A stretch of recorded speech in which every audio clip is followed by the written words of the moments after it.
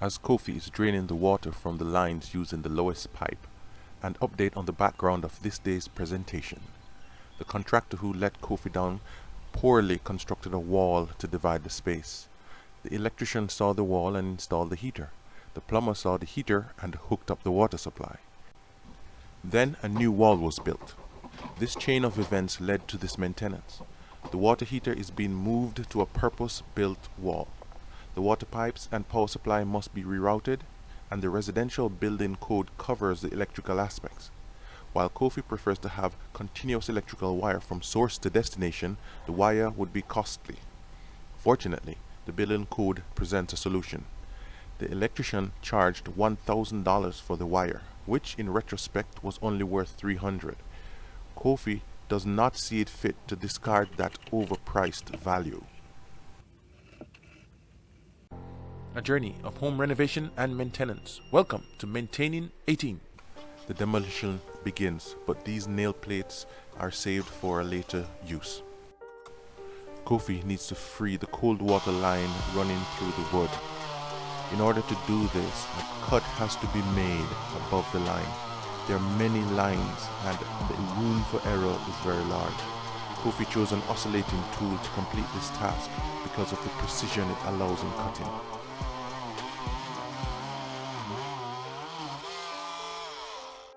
To remove the pipe, Kofi used a pro move. He picked it up from Home Renovision. Thanks, Jeff. Looking at the old wall, the floor plate is not pressure treated wood. While the wall is not structural, it will have electrical, plumbing and other things. Using 2x3 in this case is begging for trouble.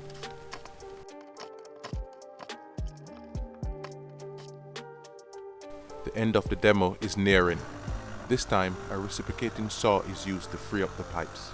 Notice the single top plate and the studs are up against drywall in the ceiling. The water pipes have some bit of flex to them. This made the job a lot easier. You're watching an episode from Maintaining 18. If you're unfamiliar, the channel covers home maintenance and repair. A journey of a homeowner who became his own contractor. Please subscribe if you find this helpful or share it with someone that comes to mind. This next step frees the heater. Waiting for it. Waiting for it. Cut! This is a milestone. The water heater can now be removed.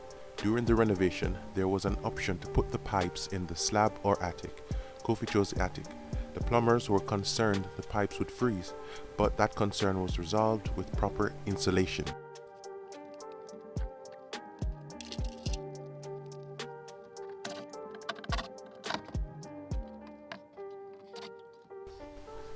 This is the new wall. How much better it is.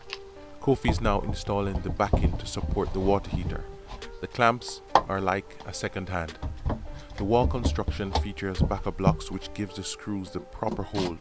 The old era had none.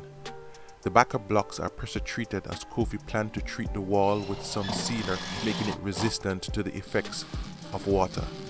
Kofi is taking extra care to ensure the sheeting is installed correctly. Kofi then rescues the brass connectors from the recycle bin for reuse.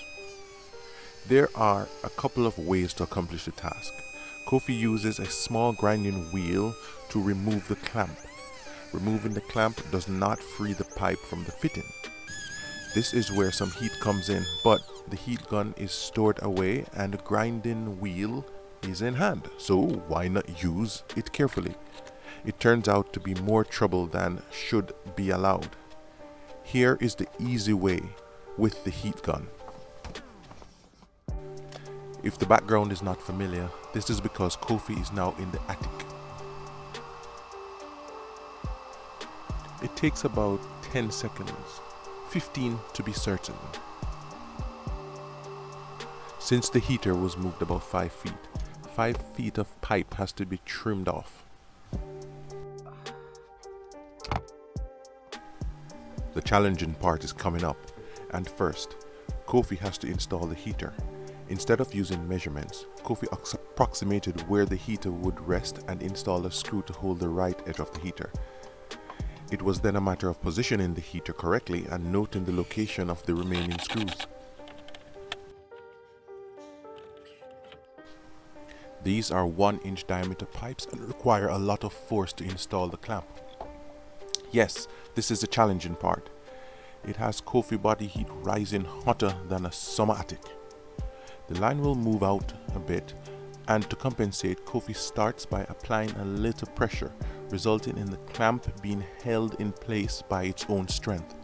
The wall is used to brace one side of the crimping tool, which makes this much more manageable. The tool is ratcheting and will not release until it reaches its maximum, resulting in a proper clamp. So gains in clamping pressure are not lost if the tool is released pre-maximum. Clamping 1-inch pipes is challenging when done manually. Fortunately, Kofi had the use of the wall as a brace for one side of the clamp. My astute viewer noticed that these pipes are awfully close to the roof. When the roof is redone, nails possibly could penetrate, causing a leak. Kofi will deal with this matter in another segment. Now the water lines are attached, the next step is to reconnect the power supply. The power lines were extended previously, and here's a quick recap. Kofi removed the wire from the water heater and ran them to a junction box, then joined the new wire using butt splice connectors. This is required by the residential building code, and the junction box has to be accessible. The details of what Kofi did and the challenges are for another discussion. If done improperly rather, this can lead to a fire. These wires come from the junction box. Each of them has its own little hole. Quite neat. Only the washing machine hookup remains to be installed. The current configuration will not work for Kofi, so it will remain functional but shabby for now. Getting the wires into the heater was more of a challenge than expected. Some lube was involved. The day is 1.